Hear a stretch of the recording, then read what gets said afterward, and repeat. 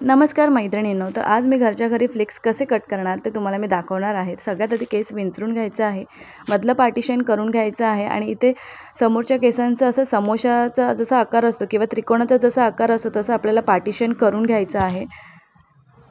Partition करून झाल्याच्या नंतर आपल्याला लॉंग फ्लिक्स कापायचे आहे, त्याच्यामुळे मी चीनपर्यंत केस ठेवणार आहे।